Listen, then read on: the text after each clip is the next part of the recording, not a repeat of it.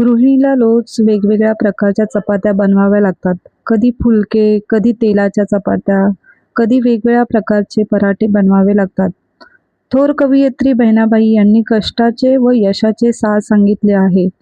तव्यावर भाकरी भाजताना जसे हाताला चटके सहन करावे लागतात, तसेच जीवनात यश, सुखाचा संसार आणि अन्नाची प्राप्ती करण्यासाठी अथक कष्ट व संघर्ष करावा लागतो.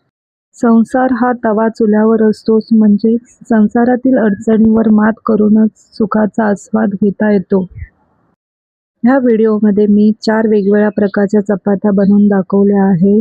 प्रथम मी फुलका बनवला आहे, नंतर साधी तेलाची चपाती बनवली आहे.